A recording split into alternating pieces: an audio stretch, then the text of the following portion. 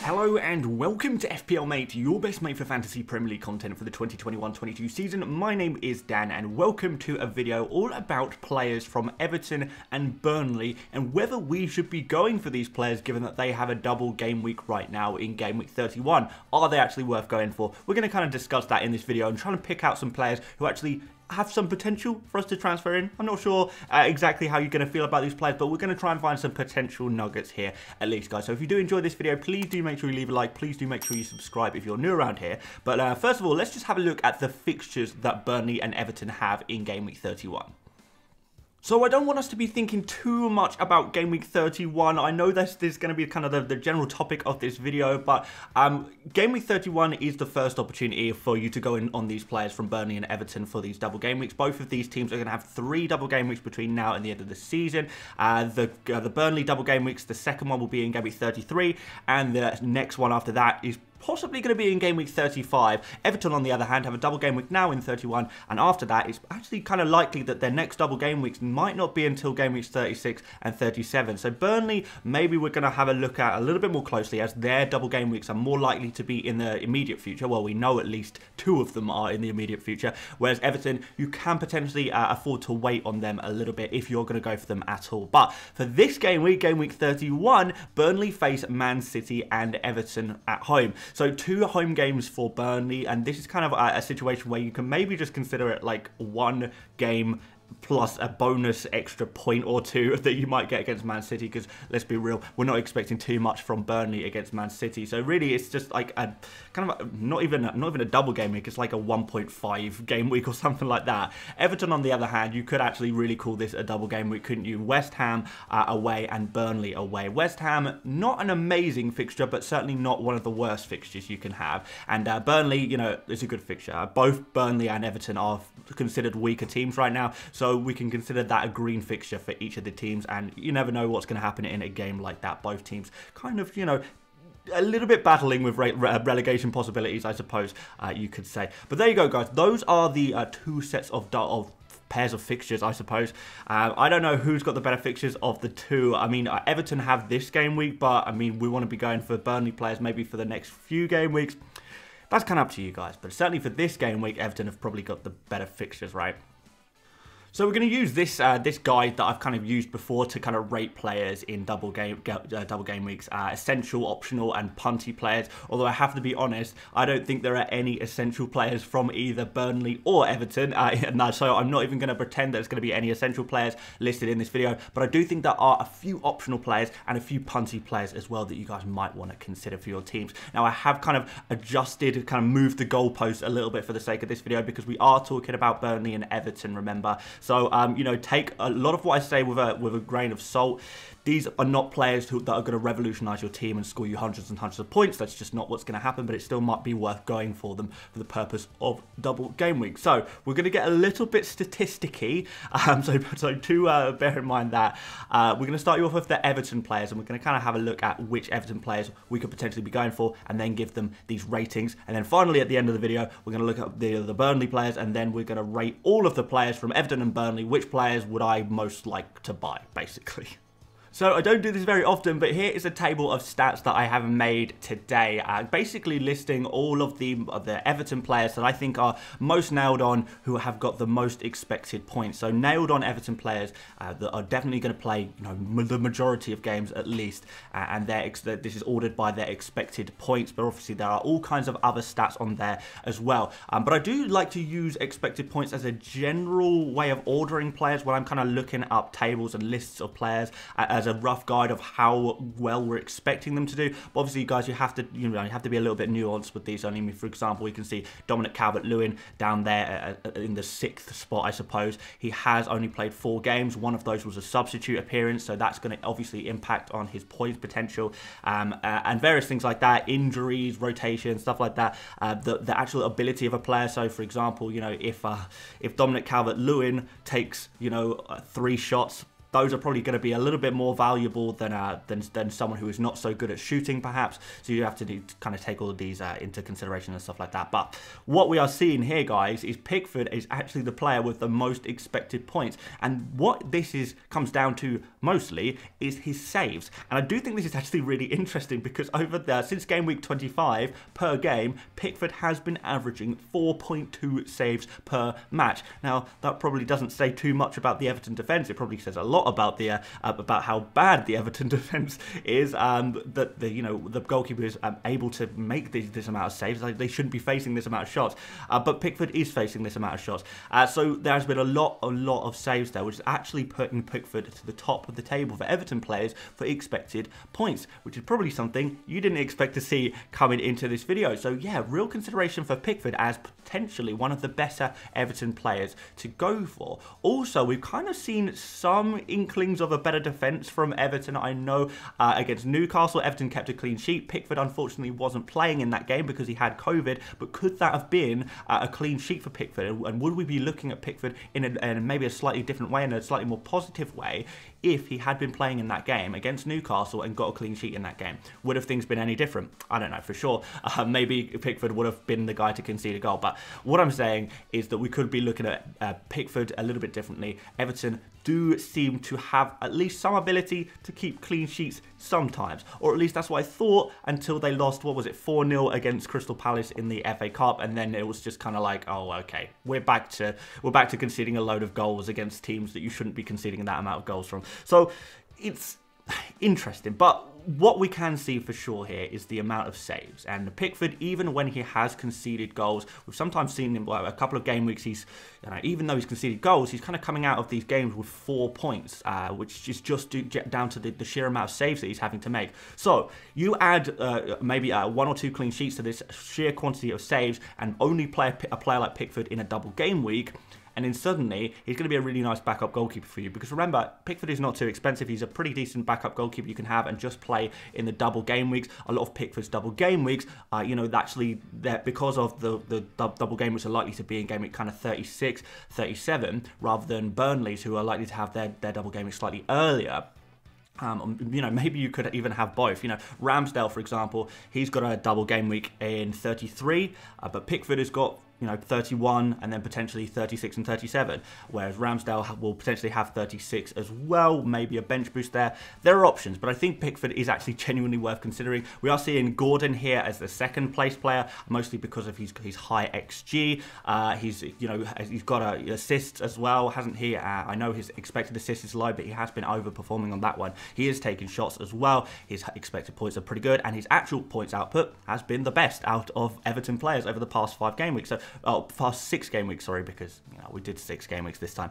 But yeah, for 4.5 million, that looks really good for Gordon as well. Now, aside from that, we get some players who are slightly more expensive than a Pickford and a Gordon, and not looking quite as good. When a player like Iwobi is 3rd on the expected points chart, it probably means that anything below that is probably not too worth considering. But I mean, I guess we have to kind of give Calvert Lewin the benefit of the doubt. He has got the most shots per game despite playing less minutes, having a sub appearance there as well. Maybe we're being a little bit harsh on Calvert Lewin there, but there is not too much joy in the rest of these players. Richarlison, for example, 0.2 expected goals per game. That's really, really low over 6 games there.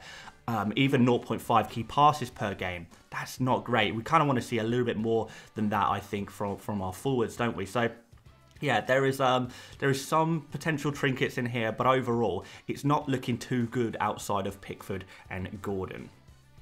So as such, what we're going to do is we're going to have Pickford and Gordon as the 2 optional players, and the rest of the players are pretty huge punts. I'm not going to lie, they're pretty huge punts. I can see why a lot of people would want to go for a Calvert Lewin or a Richarlison, though, for example, just because Calvert Lewin and Richarlison are forwards, and forwards are a kind of position that we're struggling to fill right now. A lot of people will have Jimenez that they want to sell, for example. A lot of people might have some other forwards that they are really just sick and tired of and they just want to sell, and that is a position on the field where they're, you're comfortable with removing a player from that forward position, whereby in goal or maybe in midfield or defence, you already like all of your midfielders, you already like all your defenders, and you don't want to make a transfer there. Therefore, you might want to go for a Calvert, Lewin or a Richarlison. I think there could be a potential shout for Coleman as a real punt. That would be an insane punt. 4.9 million. I do kind of wish it was a little bit cheaper than that, however, because for the Everton defence that we've got right now, it would be an enormous risk to go for a player like Coleman. But if you are going to go for an Everton defender, I guess that would be the one you would go for.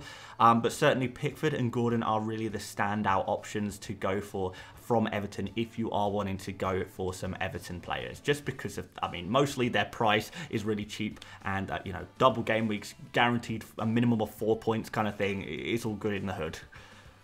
Now, the Burnley stats table is arguably more disappointing than even the Everton players.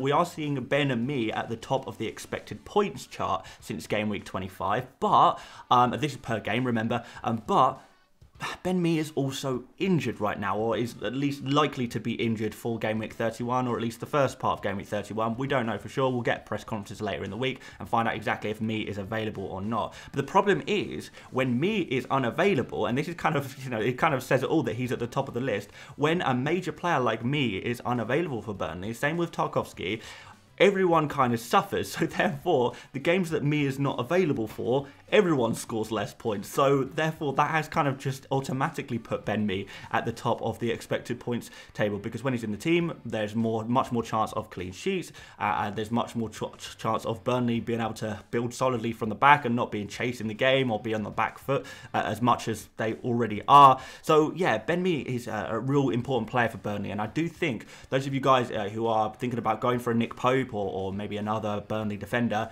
do bear in mind that if Ben Mee is back, these defenders, goalkeepers from Burnley do become much nicer options to go for. So fingers crossed, guys, that Ben Mee is going to be back, not because we'll necessarily go for Ben Mee, but because that is just going to improve Burnley as a whole. In terms of the second best player statistically, because I guess if Mee is injured, then that kind of rules him out, we've actually got Dwight Mcneal. Really didn't expect him to see him so high on the expected points chart, but then I kind of thought back, and yeah, actually he's had a couple of decent opportunities to score, and he has been reasonably creative, so I can kind of see why actually maybe he would be quite high on the expected points, but he hasn't actually, you know, there's been no output, which has kind of been the story of McNeil this season. He's been really disappointing with his output, so an expected points of 3.87 per game has actually only culminated with 2.14 real points per game. So not so good there from Dwight Mcneal, which makes him a real risky player to go for, despite the fact that his underlying stats look pretty good. But he's just been too disappointing in general this season, hasn't he? Weghorst is third on expected points. He's taking, you know, at least a shot per game, 0.18 expected goals per game. It's not amazing, really, is it? 0.57 key passes per game. It's not amazing, and you know, when we are looking at players like from Burnley, like players like Weghorst, you do have to kind of manage your expectations. Now, the good part about Weghorst is that even though he's posting similarly disappointing stats as players like Richarlison, Dominic, Calvert, Lewin, Weghorst is over $1 million cheaper. So he is a lot cheaper, so you get the same amount of averageness for a more average looking price, which is okay, right? That's much better. And we have got also the knowledge that Weghorst is, you know, he's really performed very well, you know, in the international scene, at club level in Germany, and he's just been a really good player, and we kind of have the hope that he can do something in maybe some of the slightly easier games. Pope, you know, kind of disappointing here.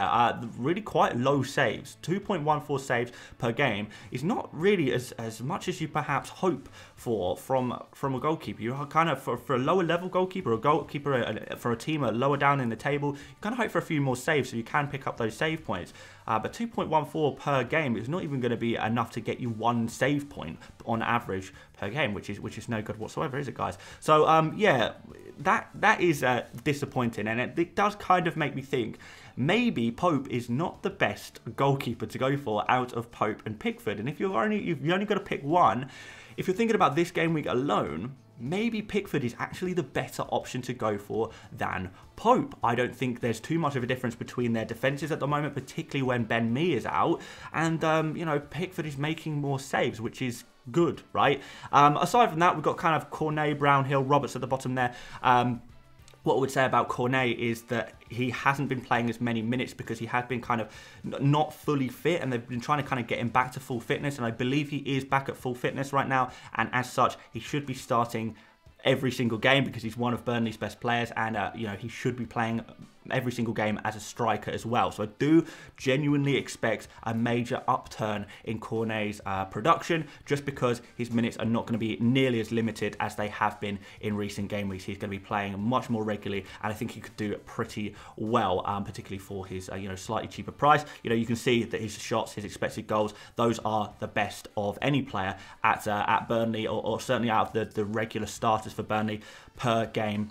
You know, Cornet is looking very, very good indeed. Much better than, well, not much better, but better enough than Weghorst. You know, if you go by minute played, he looks even better than Weghorst. So, yeah, Cornet is actually, I would say, technically the biggest goal threat in this Burnley side, judging by the stats, judging by watching these players play as well. So, but yeah, not too much to go by statistically, just because his minutes have been managed a little bit, and he's been playing in some different positions as well. So it's kind of been difficult to tell, but I really am hoping that we can get Cornet well and truly back. But let's have a look and see if any of these players from Burnley are actually worth buying.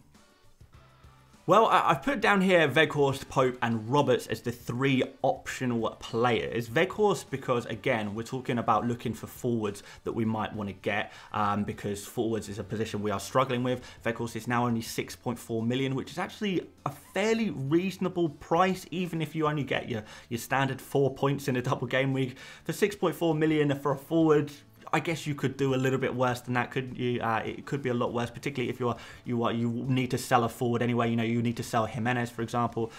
You could do a lot worse than to buy Weghorst in, particularly as he's posting similar stats to players much more expensive like DCL and Richarlison, who, you know, perhaps you don't want to go for those players because they are a little bit more expensive. So Weghorst, I do think it's a genuine option. I'm sure a lot of you guys will agree with me. Just don't expect too much from him there. We've got Pope as well. I think is definitely an option. I don't know if he's better than Pickford necessarily, but he's certainly an option. And all of the double game which we've got coming up very soon, I think Pope is worth, you know, really worth potentially going for. Particularly if you don't have a double game week goalkeeper in game week 33, we could potentially have Pope game week 31, 33, and 35.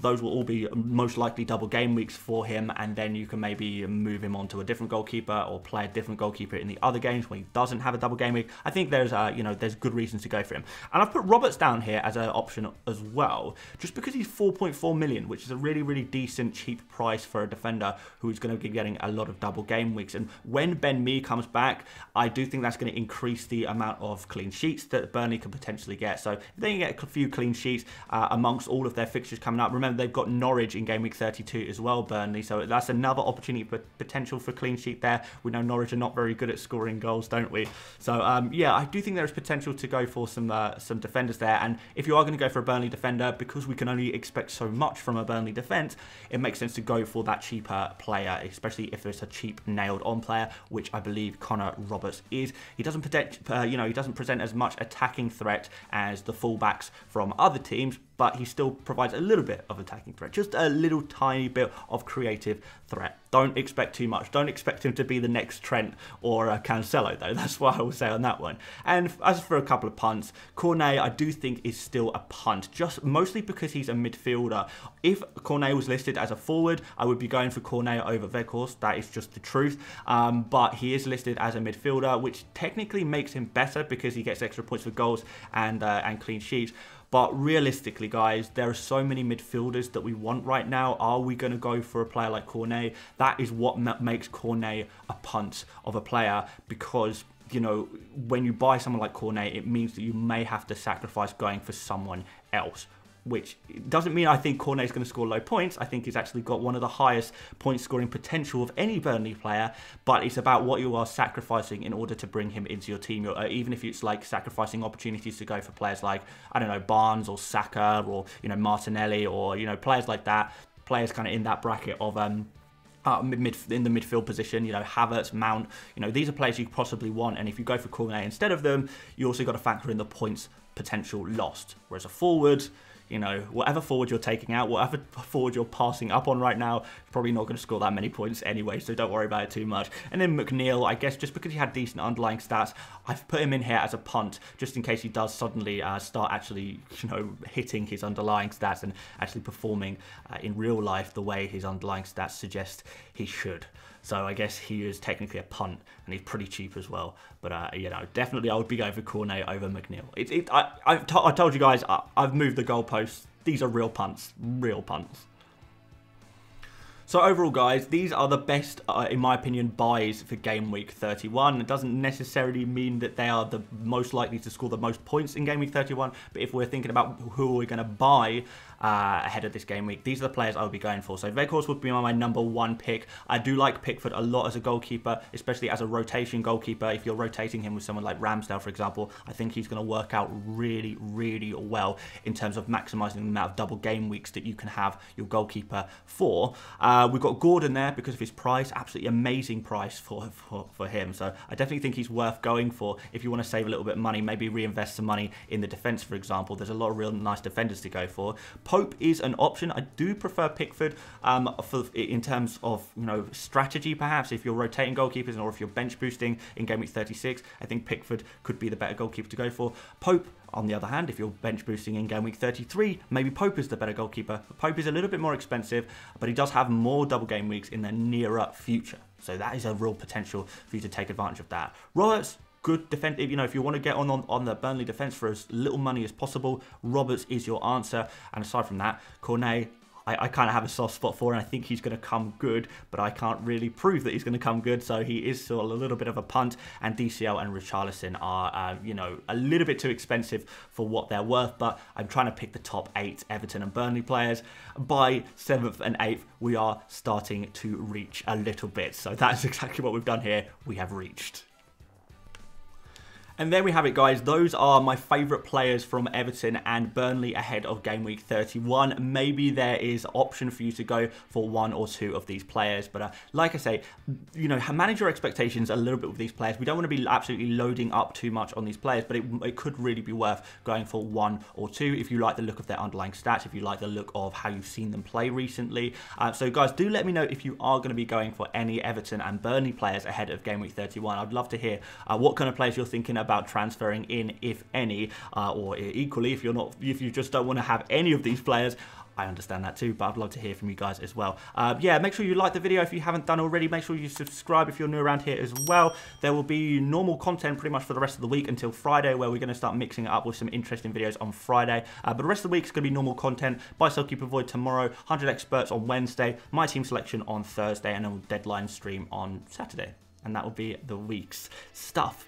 So there we go, guys. Thank you so much for watching, and I will see you later, mates. Bye-bye.